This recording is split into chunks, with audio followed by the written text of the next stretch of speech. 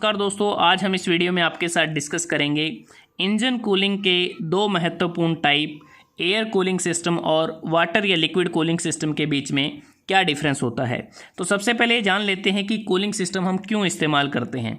जब engine cylinder में air fuel mixture की कंबस्शन के बाद जो टेम्परेचर राइज होता है, बहुत ज़्यादा टेम्परेचर राइज होता है, वो टेम्परेचर तकरीबन 2750 डिग्री सेल्सियस तक हो सकता है। तो जिसके कारण इंजन के पार्ट वो गर्म हो जाते हैं और कूलिंग सिस्टम का हम इस्तेमाल इसलिए करते हैं जो हीट प्रोड्यूस हुई है फ्यूल और एयर के कंबस्शन के बाद उसको रिमूव किया जा सके, ताकि हम इंजन को एफिशिएंट ऑपरेटिंग टेम्परेचर पर रख सकें। इसलिए कूलिंग सिस्टम का इस्तेमाल किया जाता है। तो बात करते हैं एयर कूलिंग सिस्टम और वाटर या लिक्विड कूलिंग सिस्टम कैसे एक दूसरे से अलग होते हैं। कुछ फैक्टर को हमने कंसीडर किया है जिसके आधार पर जानेंगे कि ये दोनों कूलिंग सिस्टम एक दूसरे से कैसे अलग हैं। तो सबसे पहले बात करते हैं एयर कूलिंग सिस्टम। तो एयर कूलिंग सिस्टम में क्या होता है कि जो डायरेक्ट ट्रांसफ़र होता है हीट का इंजन से एयर में, तो उस दौरान हमें अलग से किसी रेडिएटर की, वाटर जैकेट की या फिर किसी कूलिंग पाइप की आवश्यकता नहीं होती। लेकिन वाटर या लिक्विड कूलिंग सिस्टम में हमें अलग से रेडिएटर की भी आवश्यकता है, ये जो कूलिंग पाइप्स हैं इनकी भी आवश्यकता है, जो वाटर जैकेट्स हैं इसकी भी अलग से आवश्यकता पड़ती है। तो कम पार्ट होने के कारण एयर कूलिंग सिस्टम का साइज़ कम होता है, वाटर कूलिंग सिस्टम का जो साइज़ है वो बड़ा होता है। कम पार्ट होने के कारण एयर कूलिंग सिस्टम का वेट भी कम होता है, लेकिन वाटर या लिक्विड कूलिंग सिस्टम का जो वेट है वो ज़्यादा होता है। अगर बात करते हैं डिज़ाइन की, एयर कूलिंग सिस्टम का जो डिज़ाइन है वो सिंपल डिज़ाइन होता है, जबकि वाटर या लिक्विड कूलिंग सिस्टम का जो डिज़ाइन है वो कॉम्प्लेक्स होता है। कॉस्ट की बात करें तो एयर कूलिंग सिस्टम की कॉस्ट कम होती है, जबकि वाटर या लिक्विड कूलिंग सिस्टम एक्सपेंसिव होता है। वार्म अप परफॉर्मेंस की बात करें तो एयर कूलिंग सिस्टम की जो वार्म अप परफॉर्मेंस है वो बेटर है, क्योंकि इसमें जो सिलेंडर का वियर है कम रहता है और जो इंजन है वो जल्दी वार्म अप हो जाता है। लेकिन वाटर या लिक्विड कूलिंग सिस्टम में जो वार्म अप परफॉर्मेंस है काफ़ी पुअर रहती है, तो इसमें टाइम लगता है इंजन को गर्म होने में। वॉल्यूमेट्रिक एफिशिएंसी की अगर हम बात करते हैं तो एयर कूलिंग सिस्टम की वॉल्यूमेट्रिक एफिशिएंसी कम होती है, क्योंकि इसमें जो सिलेंडर हेड का टेम्परेचर है वो ज़्यादा होता है। वाटर या लिक्विड कूलिंग सिस्टम की वॉल्यूमेट्रिक एफिशिएंसी ज़्यादा होती है। हाई स्पेसिफिक आउटपुट की अगर हम बात करते हैं तो एयर कूलिंग सिस्टम में इसका ये बेसिकली नॉट एम्प्लॉयड, क्योंकि इसमें हमें कॉम्प्लेक्स नेचर ऑफ फिन्स की आवश्यकता पड़ेगी, इसलिए इस केस में इसको एम्प्लॉय नहीं कर सकते। लेकिन जो वाटर लिक्विड जो कूलिंग सिस्टम है, तो इस केस में जो हीट ट्रांसफ़र कोफिशिएंट होता है वाटर का, या वाटर कूलिंग की बात करें, वो एयर के मुकाबले तकरीबन 350 गुना ज़्यादा होता है। तो वाटर कूलिंग सिस्टम को हम हाई स्पेसिफिक आउटपुट इंजन के तौर पर इस्तेमाल कर सकते हैं। अगर इफ़ेक्टिवनेस की बात करें, एयर कूलिंग सिस्टम कम इफ़ेक्टिव है, क्योंकि इसकी जो स्पेसिफिक हीट होती है एयर की वो वाटर के मुकाबले कम होती है।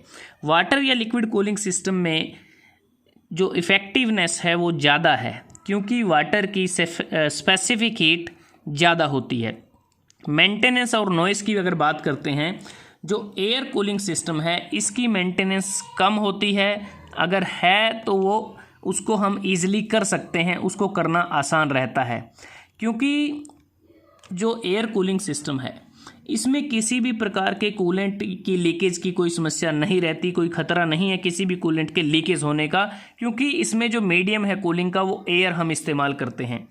लेकिन जो वाटर या लिक्विड कूलिंग सिस्टम है, तो इस केस में जो मेंटेनेंस है वो काफ़ी डिफ़िकल्ट भी होती है, और साथ में अगर हम बात करें इसमें अगर लीकेज हो जाती है, रेडिएटर में अगर लीकेज हो जाती है तो उसमें इंजन के ब्रेक डाउन होने का खतरा बढ़ जाता है। नॉइज़ की बात करते हैं तो एयर कूलिंग सिस्टम में जो नॉइज़ है उसका जो लेवल है वो ज़्यादा होता है, क्योंकि इसमें एडिशनल एक फ़ैन भी लगा होता है, और एडिशनल फ़ैन एक प्रकार से नॉइज़ को भी इंक्रीज़ करता है। अगर वाटर लिक्विड कूलिंग सिस्टम में बात करें तो इसमें जो नॉइज़ का लेवल है वो कम रहता है, एक प्रकार से क्वाइटर ऑपरेशन रहता है, क्योंकि इसमें जो वाटर पैसेज होते हैं, वाटर पैसेज होने से जो कंबस्शन का जो नॉइस होता है वो एक प्रकार से डिक्रीज़ हो जाता है, कम हो जाता है। कूलिंग कंट्रोल की बात करते हैं। एयर कूलिंग सिस्टम में कूलिंग कंट्रोल आसान है, इजी है, जबकि वाटर या लिक्विड कूलिंग सिस्टम में जो कूलिंग कंट्रोल है वो डिफ़िकल्ट रहता है। क्लाइमेट कंडीशन की अगर बात करें, जो एयर कूलिंग सिस्टम है ये कम सेंसिटिव है क्लाइमेट कंडीशन के केस में, तो इंजन परफॉर्मेंस पर ज़्यादा फ़र्क नहीं पड़ता क्लाइमेट की कंडीशन अगर बदल जाती हैं। इसलिए हमें इसमें अलग से किसी प्रकार के एंटी फ्रीज सॉल्यूशन की आवश्यकता नहीं पड़ती। तो एक प्रकार से कह सकते हैं एयर कूलिंग सिस्टम जिस इंजन्स में हम इस्तेमाल करते हैं वहाँ पर किसी प्रकार की फ्रीजिंग ट्रबल या फ्रीजिंग प्रॉब्लम नहीं होती। अगर वाटर या लिक्विड कूलिंग सिस्टम की बात करें, ये काफ़ी सेंसिटिव है क्लाइमेट कंडीशन के रिस्पेक्ट में, और जब कोल्ड वेदर होता है उस दौरान या एक्सट्रीम जो विंटर सीज़न होता है तब जो स्टार्टिंग है उसमें प्रॉब्लम आती है इंजन की स्टार्टिंग में। तो इसलिए हम इसमें अलग से एंटी फ्रीज सॉल्यूशन का इस्तेमाल करते हैं, जिसके प्रयोग से जो फ्रीजिंग टेम्परेचर होता है कूलेंट का वो कम हो जाता है।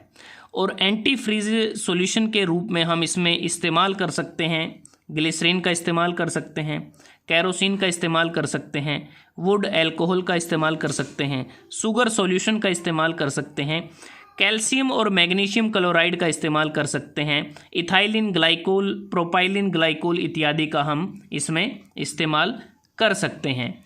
तो दोस्तों हमने बात की कि एयर कूलिंग सिस्टम और वाटर या लिक्विड कूलिंग सिस्टम में क्या क्या डिफरेंस होता है।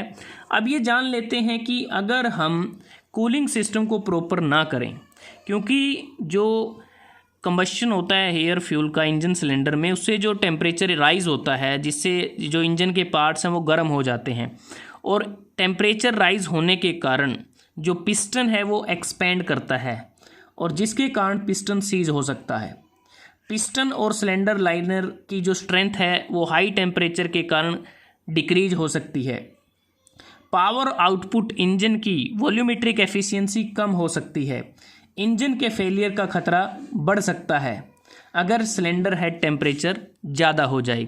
तो इन सभी प्रॉब्लम से बचने के लिए हमें एक सूटेबल कूलिंग सिस्टम की आवश्यकता होती है। तो वो हमने आपके साथ डिस्कस किए, एयर कूलिंग सिस्टम और वाटर या लिक्विड कूलिंग सिस्टम। अगर आपको ये वीडियो अच्छा लगा आप इसको लाइक कर सकते हैं, शेयर कर सकते हैं अपने दोस्तों के साथ, स्टूडेंट्स के साथ, और जल्दी हाजिर होते हैं एक नए वीडियो के साथ।